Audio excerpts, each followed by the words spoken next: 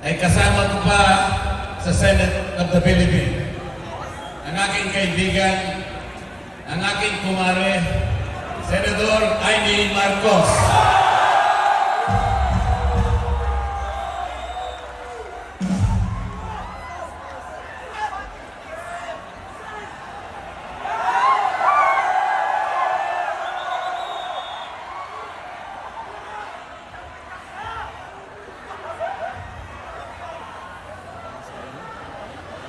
Magandang gabi po sa inyong lahat, mga mahal na kapatid.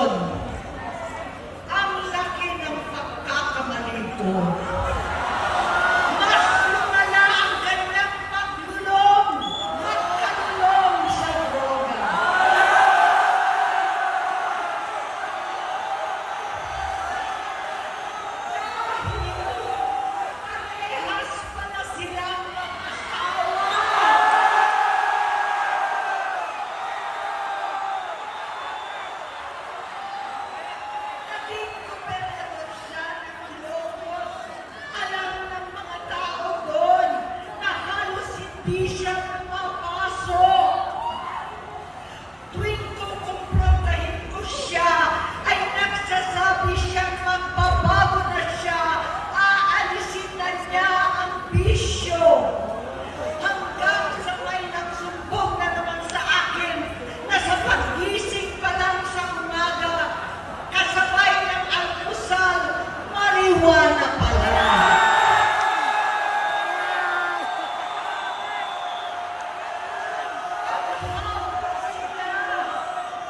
Lahat sila nagiinuman at gumagamit ng cocaine.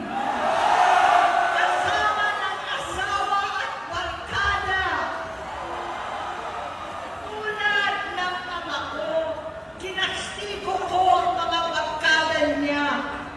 Ang nasirang si Bong Dasa, si Edwin Cruz, Inigo, Tony Boy, Sam Anton, alam po ninyo yan. Paano nagre-resign na sa takot ang mga pulis nila at staff dahil sa lumalalang bisyo. Inayos ko sila dahil gusto niyang ituwid ang buhay niya. Gusto niyang mag-vice-presidente.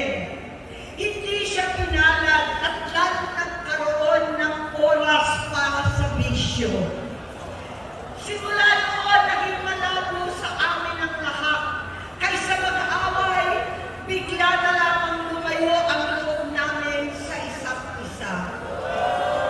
Noong 2016, kasabay ng kampanya ni dating Pangulong Duterte laban sa droga, lumabas ang pangalan ni Bongbong sa listahan. Nakasama siya sa listahan ng mga celebrities, mga artista, Maricel Soriano at iba pa.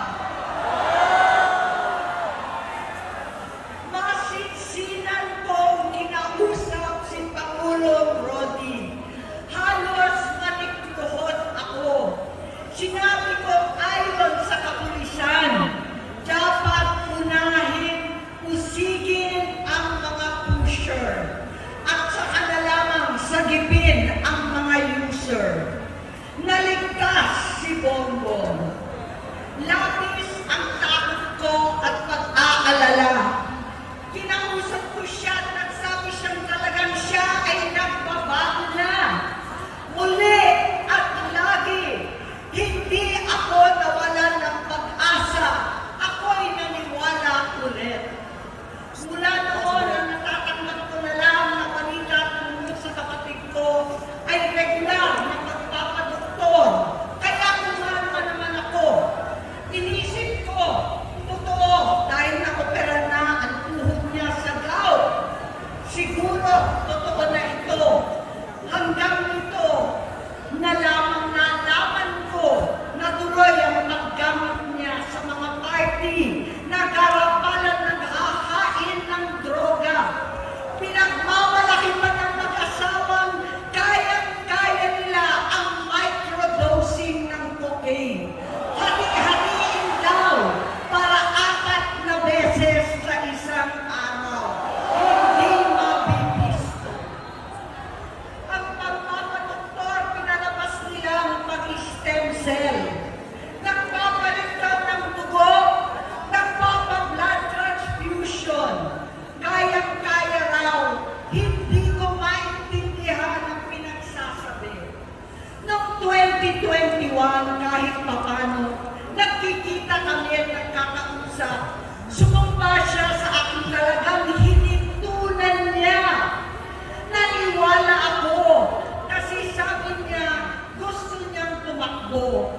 Ang sabi ko, tutulong ako sa abot ng aking makakaya. Ipinakilala ko si Bongbong kay Inday. Naging magkatandem sila. Pagkatapos noon ay biglang hindi na niya ako ulit kilala. Kahit si Inday, nagtataka, bigla ko na itsapwera. Kahit ganon, nangampanya pa ako para sa kanya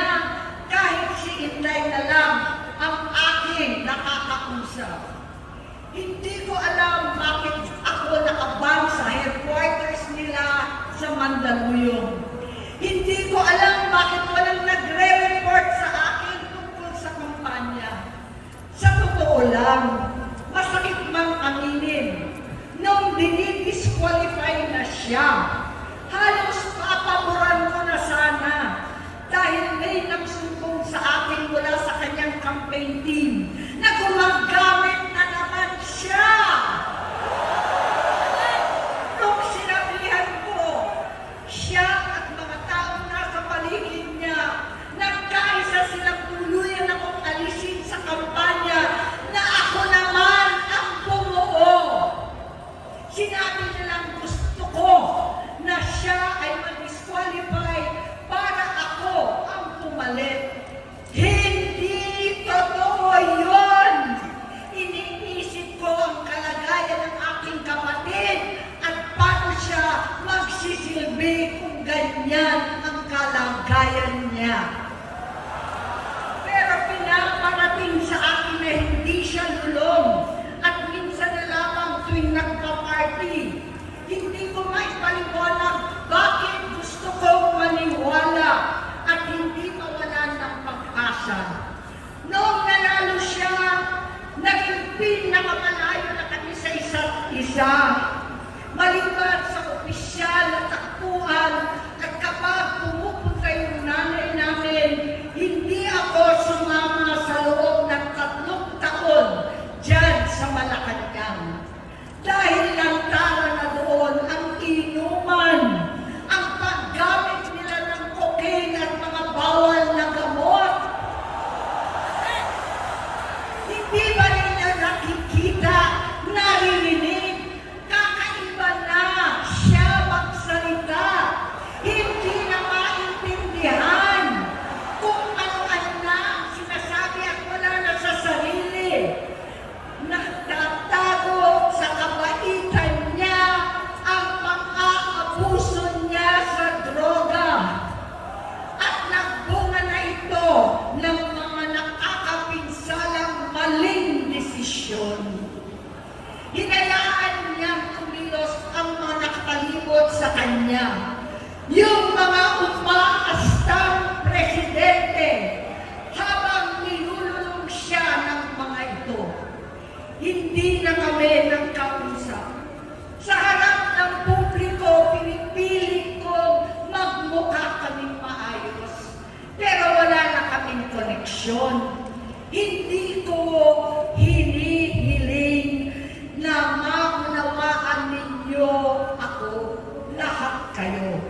Sa palagay ko, ang makakaunawa lamang sa akin ay ang mga pamilya may pinagdaanan sa adiksyon, sa inom, sa sugal, sa alak, sa bisyo, higit sa lahat, sa droga.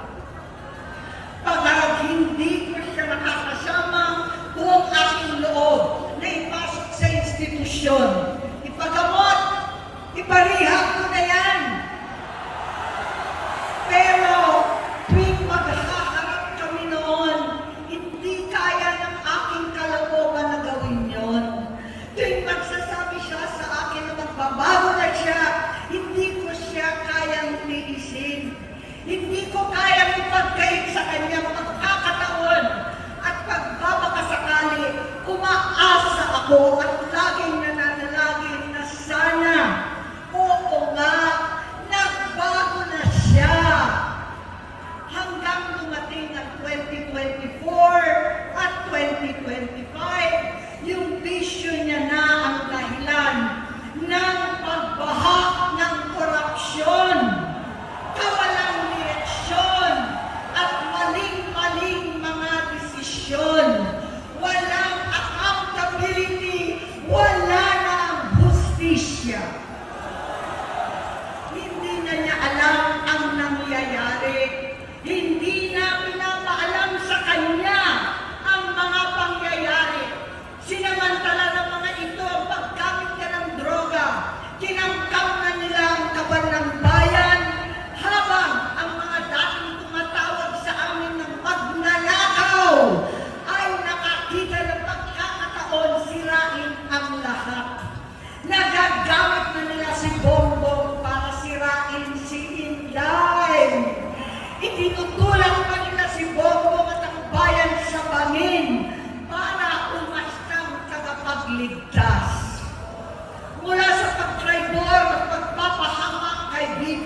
Inday, sa confidential funds na kung tutuusin ang galing naman sa opisina ng Pangulo, hanggang sa pagpadukot sa dating Pangulong Duterte para itago na lamang sa ibang bansa.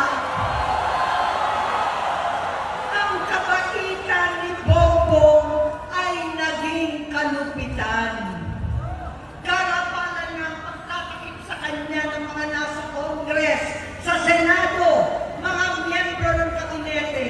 Kitang-kita na ng taong bayan, wala nang puwang ang kahihiyan.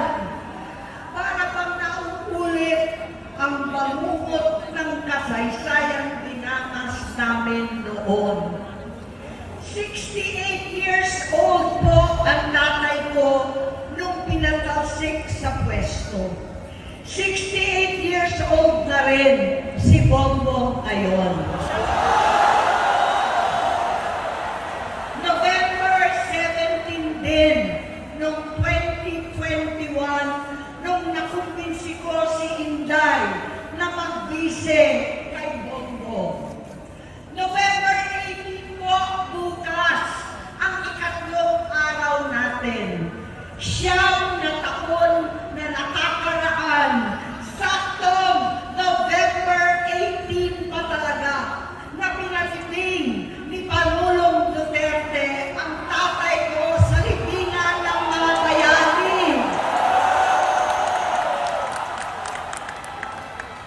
Halo-halo na ang aking nararamdaman, pero alam kong ito ang dulo at hangganan ng aking pagtitiis at pananahimik.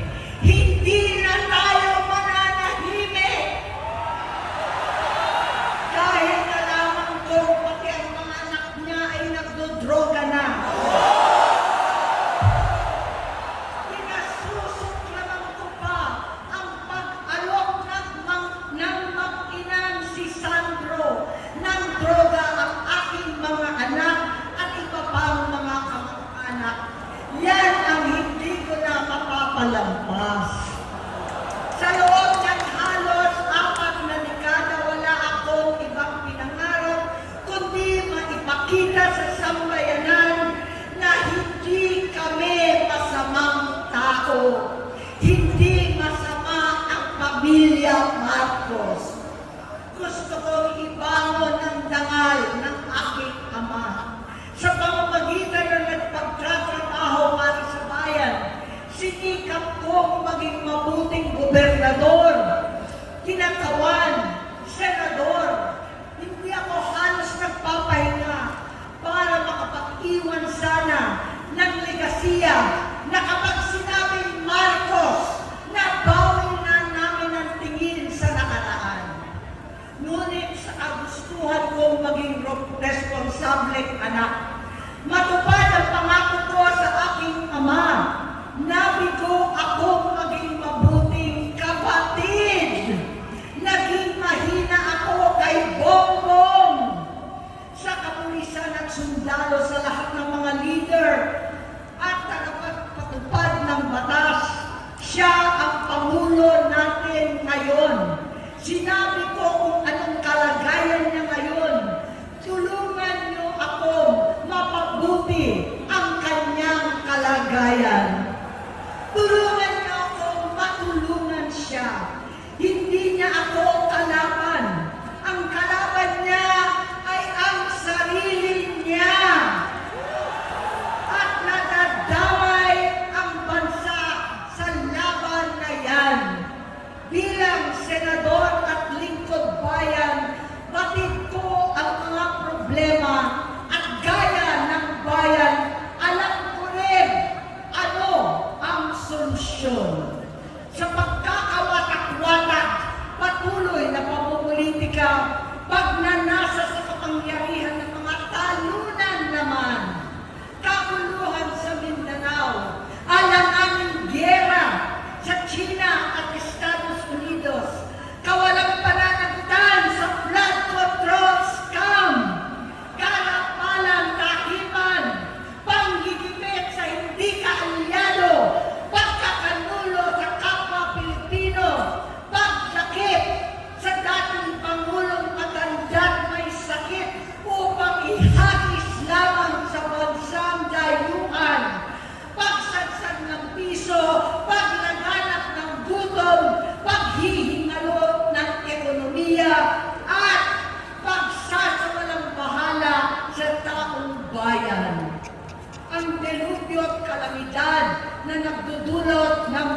makausap ang korupsyon na nauwi sa kawalan ng tiwala at hustisya sa Pilipinas. Sa kanyang pamahalaan, lahat ng yan ay masusolusyonan kung ikaw, aking kapatid, magsaayos ng iyong sariling kalusugan. Kapag humupa ang ingay sa politika, kapag umuwi na kami sa aming pamilya, hindi bilang senador, kundi bilang ate, bilang si Manang Aimee ni Bonget. Kaya ito sasabihin sa harap ng taong bayan, sa harap ninyong lahat, at sa harap ni Bongbong. Bonget, magtatatlong taon na tayong hindi nakakausap. 3 taon ko nang sinusubukan muli na ako'y pakinggan. Siguro ngayon ay makakarating ng buo ang gusto kong sabihin. Walang mababawasan, hindi madadagdagan. Bongbong, nag-aalala sa iyo si Manang. Tuwing nakikita kita sa TV, gusto kitang puntahan. Napakalaki ng pinagbago mo. Itsura, pagsasalita, takbo ng pag-isip. Minsan, napapatanong ako sa sarili ko, ikaw pa ba yan?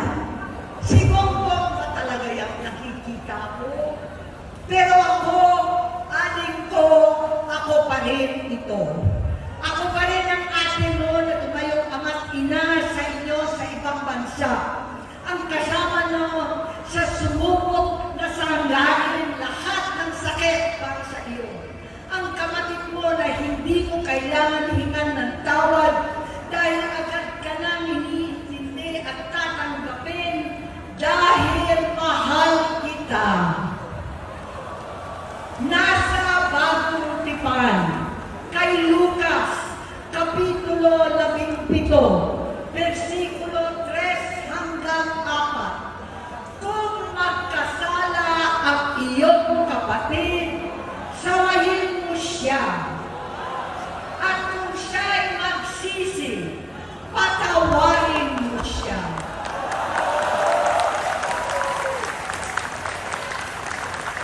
Tama na, adik ko. Tapusin mo na ang paghihirap mo at ng bayan. Gaya nung umalis tayo sa palasyo, kaya mo pa rin hawakan ang iyong kamay, huwag kang matakot. Malaki na ang dulot sa iyo ng droga. Sinisisi ko ang sarili ko dahil hindi ako nakinig sa mga sumbong. Hindi ako nakialam. Hindi ako maniwala. Pero hindi pa huli ang lahat. Tama na, ading ko. Magpahinga na tayo. Umuwi na tayo. Magpagamot, magpagaling at nangangako ako. Hindi ako malilingat, hindi ako magkukulang. Lahat ng kasama mo ngayon, hindi natin kasama sa pinakamadilim na bahagi ng buhay natin. Kasama mo sila ngayon dahil nasa taas ka pa. Ako at ang ating mga tunay na kapatid dito sa Luneta ang kasama mo kahit magdilim ulit ang lahat. Talikuran mo ang iniisip at itinupulong lang ang misyon. Unahin na natin ang kalusugan mo dahil sa adiksyon na bigyan mo ng malubhang karamdaman ang buong bansang Pilipino. Matatanda na tayo, sakitan na si Mami, alagaan na lang natin ang isa't isa. Kaliwat kanan man ang pagbuhusga sa akin, malinaw sa aking puso na dapat mauna ang Diyos, ang bayan, pamilya at sarili.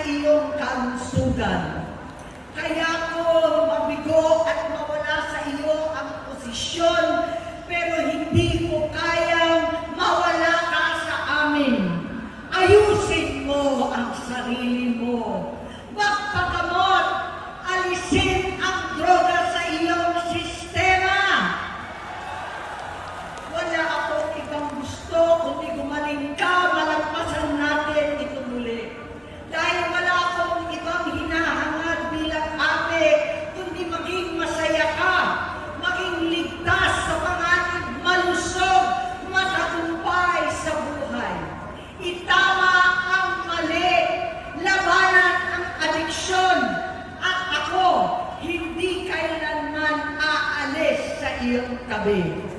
Susuporta at hindi titigil manalangin kasama ninyo dito sa NETA at sa buong mundo.